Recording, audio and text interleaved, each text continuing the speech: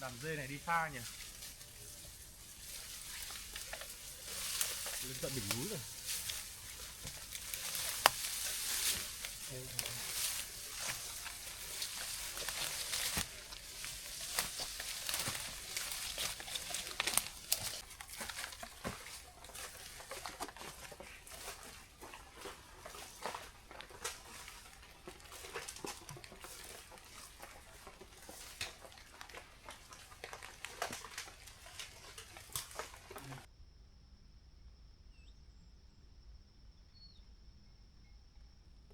Anh dạo này về nhà nuôi gà trồng rau anh. Làm cái vườn với chuồng gà với mấy con gà. Anh quyết định về nhà ở ẩn đấy. Khi đến thành phố nữa. Thành phố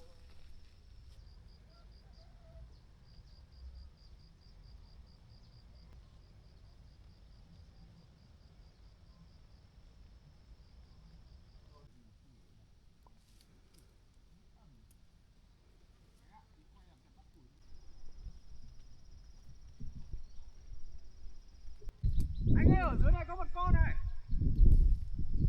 Nó đứng một mình dưới đây này.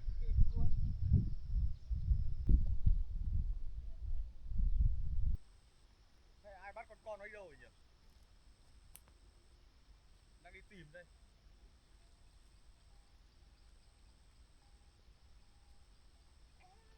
Ở bên này cũng là nó lạ thôi, người ta bắt thật. Nó nhớ đường đi về nhé.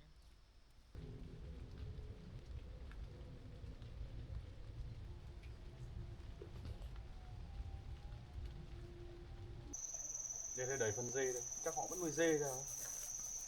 Thế đợt nào anh xuống đây là có đàn dê nó trú ở đây đúng không? Không biết là nó đi đâu nữa. Nhà không có ai đi. Nhà ấy bỏ hoang ấy nhỉ? Chắc là ở đây không có đâu. Nếu mà có thì nghe tiếng dê kêu ở đây ngay. Bây giờ anh em mình lại đi lên đồi thôi nhỉ? Lên đồi. Chỗ này trước là có vẻ nhiều dê phết nhỉ, cứ dê đầy thôi. Ở đây là dân người ta vẫn nuôi dê như mình ấy. Thế ngó thử xem nào. Trong này. Thôi bây giờ anh em mình lại lên đồi thôi, lên chỗ cao chứ ăn nó giấu ở đâu.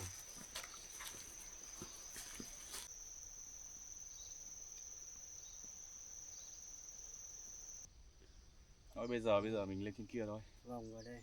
Bên đây mình đi đường bên kia đúng không? Tận bên đỉnh bên kia. Ôi rộng dã man nhỉ? Thì mấy cây số rồi, chưa con dê được kêu. Có khi bây giờ nó lại giáp ở chỗ rừng nứa ấy, rừng già ấy. Thế anh em mình tiếp tục đi thôi nhỉ? Đi.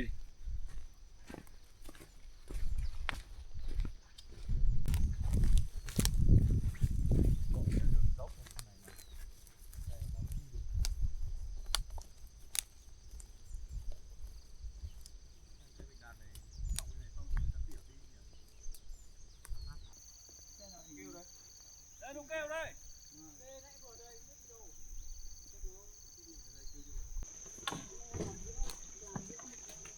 Sợ không uống được cái gì cả Xuân nhỉ? Nó ăn ở quanh đây trong mấy ngày rồi bạn nhỉ? Ôi, mẹ gần nửa tháng rồi. Hôm đi tìm không thấy, hôm nay đi tìm lại. Hôm nào luôn. Thế ông Nọ lấy về một nửa rồi gì? Vâng. Vẫn ở bên nhà hay là Bên nhà bên láng. Bây giờ nó cách tầm 5 đàn. Giờ có tên mới thôi, trước là Định Cớn. tên mới. Bình Thuận chắc là đàn nó đây. Đàn đây. Tầm này đuổi về. Đuổi lật lên trên kia thôi nhỉ? Lật lên cái chỗ vừa đi. Đây, đi bắt kết đèn vào để Rồi. kêu đây này. Tiếp. Bây giờ là lên thẳng đấy. Đấy ra đây kia lên. Kia có đường lên. Đây có đường lên đây. Nhiều đường nhỉ? Đuổi về. Về bãi đánh hết. Âm u này liệu tìm thấy đường về không? Mình đi Nhưng mà đuổi thì nó đi suốt sang dạo này không đánh cắm mè. Trước thế hay lay chim cá to thế. Đi tìm dê như ở nhà là có người chế mồi rồi. Đấy.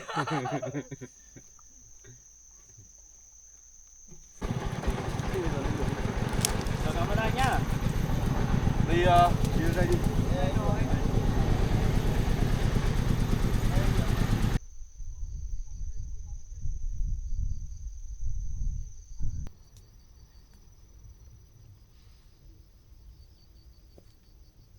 Quay.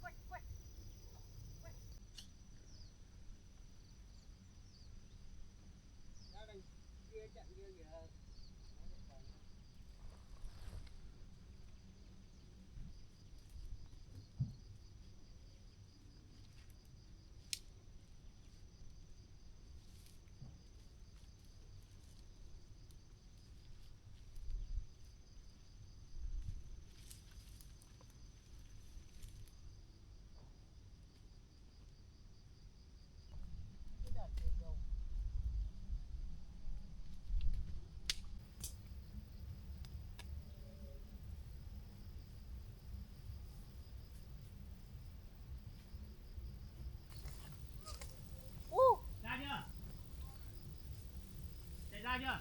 Chưa thấy. Chưa được qua đây à? Đang xuống. Đuổi từ từ đuổi nhanh vậy các bạn. Ra ngoài đấy chưa?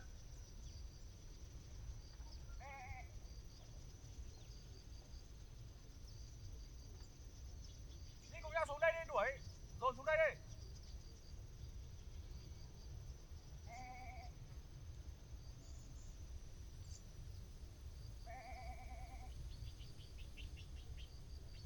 Con này ăn một mình ở bên kia. Đến phố phường An Tường, tỉnh Tuyên Quang.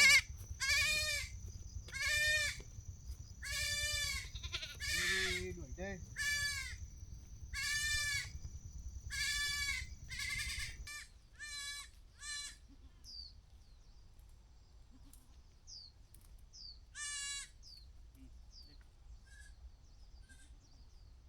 Con này nó ăn con.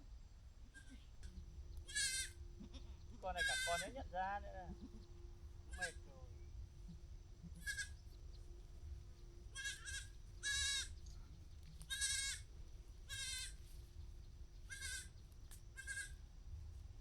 Đây là vẫn cống đường Hồng Long thôi. Cống bể nước ấy. Ôi. Ôi. Đường này như ở thẳng cũng lắm bình nhỉ. Nó có đường mòn mà đi ấy.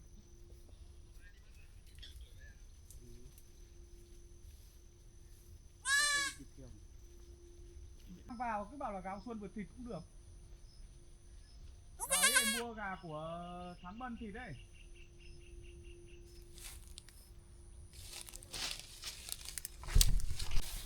Ui, giảm đá rồi. Tốt đường nhỉ, chậm thích nhỉ. Này đi cũng tục thôi.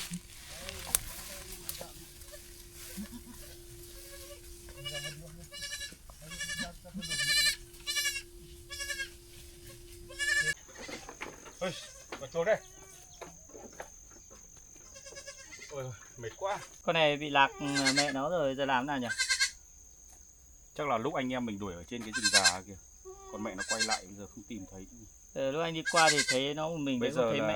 Không thấy... muộn rồi, để hôm nào anh em mình đi tìm lại, còn em không có thời gian chăm đâu.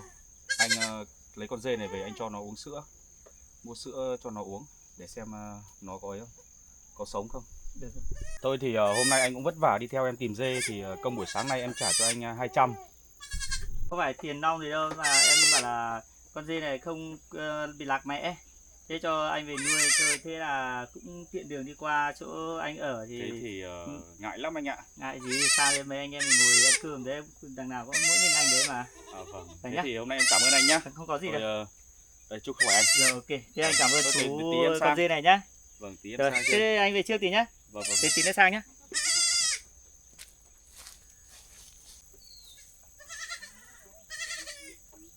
1, 2, 3, 4, 5, 15 con. Vẫn còn thiếu 1-2 con nữa. May có hôm nay có ông anh đi cùng mình đuổi dê. Đang đi một mình thì gặp ông ấy đi cùng. Nhờ ông đấy đi cũng đỡ mệt. Tí nữa sang nhà ông đấy chơi. Cũng nhà gần đây, anh em cũng muốn làm quen với nhau.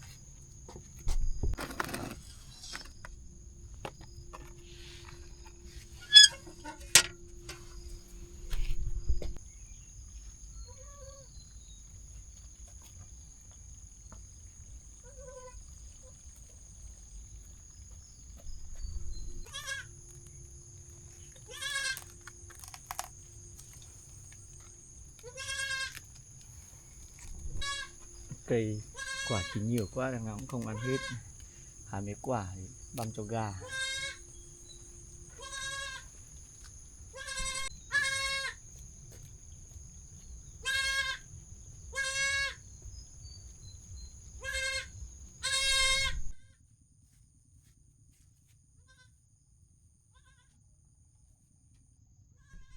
Cô gà mình sủng đâu mất rồi nhỉ? Tốt không? Chống cửa cẩn thận vào mà.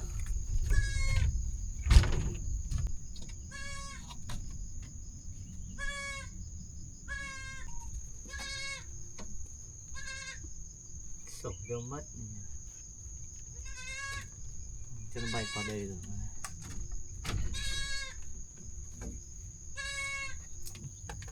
Thôi hôm nào mình lại tiếp tục, chắc là chui xuống dưới kia rồi.